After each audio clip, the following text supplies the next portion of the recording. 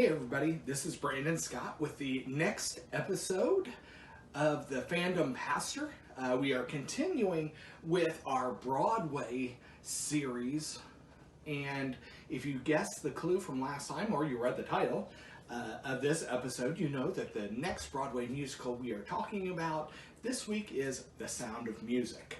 As I say every time, this one has this subject has a lot of different themes that we could get into, and maybe we'll revisit them later, maybe not. So, when we think of Sound of Music, if you're anything like me, you think of the 1965 movie starring Julie Andrews as Maria and Christopher Plummer as the patriarch, the father of the family. Now, some may not know that the movie is actually based on a stage production from 1959.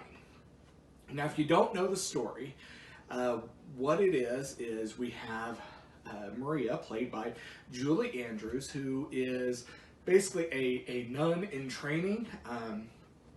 There's a more precise term, but that's basically what she is. And the sisters of this convent where she's at, which is in Austria, they send her to be a governess or kind of a nanny for this or retired naval officer, so that he can have his 7 children taken care of. She lives with them. She gets to know the kids and the father, and the father happens to be a widower. And through all of the things that happen, she and Maria, the nun, and the father fall in love. Maria reintroduces maybe love and music back into the family for the children and for the father. It's a really pretty story. It gets dark at the end because this is during the time where there's the issue of Nazis, and they actually have to flee Austria, going over the mountains to get away from the Nazis. Now, one of the most famous songs of this musical, and I can't even see the words without kind of hearing Julie Andrews singing the words. I'm not going to sing, I don't want to offend anybody's ears, but one of the most famous songs of this show, this musical, is A Few of My Favorite Things. Now, Maria, the nun, again played by Julie Andrews, sings the song to the children, and the song starts with these words: raindrops on roses and whiskers on kittens, bright copper kettles and warm woolen mittens, brown paper packages tied up with strings. These are a few of my favorite things. So Maria is singing about all the wonderful but pretty simple things to enjoy about life. Now, Scripture teaches us that joy is really synonymous with strength. The two are very closely related. So Webster's dictionary actually defines strength as the quality or property of being strong, power, force, tenacity, power in general, ability to do or bear. I mean, there's a lot more that we describe, but we kind of all know what strength is, right? And so forgiving ourselves, forgiving others, making peace with God, letting go of the past, choosing to think happy, productive thoughts brings joy. In John 12:46, Jesus says, I have come as a light into the world, that whoever believes in me should not abide in darkness. So this brings to mind the phrase, looking on the bright side. Now, I don't know if any of you are like me, but there's times when I've been told to look on the bright side, and the person who says it, I feel almost like slugging them. You know, you just kind of want to get them away from you, because it's at those times when you're most upset or just kind of dealing with some rough things. People say this to you, and it can be kind of annoying sometimes, because we kind of almost want to dwell in our negativity and kind of dwell on the dark side of things. But it is actually a really good idea. It's a really good suggestion for us. It's kind of looking at the darkness as a blinding darkness. I guess, think about it this way. If you've ever visited a cave and done one of the cave tours and they turn off all the lights and it's just, I mean, it's black. It's completely black. And it's almost like a weight.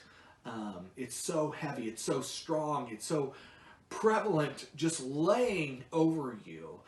This is kind of what I'm talking about, this blinding darkness. But if we take this opportunity of looking on the bright side, we can see a way out of this blinding dark into hope and kind of a renewed determination to not only survive, but to live life to its fullest and to even thrive. It's kind of this powerful, amazing reality idea that we can choose to be happy and optimistic in spite of our circumstances. Now, it's at this point I want to take a little side note and talk about something that's kind of in track with this. Now, when I say being optimistic, looking at the bright side of life, this is not necessarily always a possibility for people, especially if it's somebody who's dealing with things like clinical depression. That you can't just look on the bright side of life through. That's not an opportunity, or that's not an option, because it's a medical issue. It's a problem. It's an actual medical problem, and we can't, have, say, cancer and just say, well, just look on the bright side of things. No, you look on the bright side of things, yes, because the attitude definitely makes a difference, but you also seek out medical help.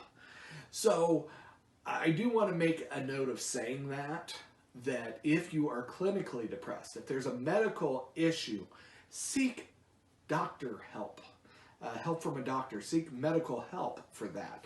Do not just put up with somebody saying, oh, well, just get over it or anything. Don't do that. Anybody who tells you that, they are steering you wrong. So I just want to make sure I make a note of that. So Paul, who wrote a lot of the New Testament, he wrote this letter to the church at Philippi. And when Paul was ministering to Philippi, it was a Roman colony and actually a military post. It was a military outpost. The citizens of this colony were considered citizens of Rome.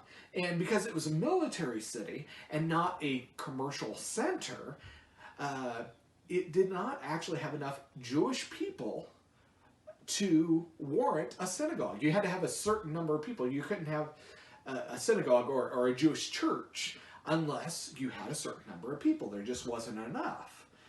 And in fact, at one time, Paul and Silas was kind of his buddy that went around with him for part of his travels. They were actually beaten and put into prison there. And what's interesting is that Paul actually wrote a letter to the Philippian believers in Philippians 4:8-9. He said this: "Finally, brethren, whatever things are true, whatever things are lovely, whatever things are of good report, if there is any virtue, and if there is anything praiseworthy, meditate on these things. The things which you learned and received and heard and saw in me, these do, and the God of peace will be with you." And then Paul even continued this letter by adding, "I can do all things through Christ who strengthens me." Now, switching back over to a few of my favorite things, the song that Maria sang to the Von Trapp children, she sang these words: "When the dog bites, when the bee stings, when I'm feeling sad, I simply remember my favorite things, and then I don't feel so bad."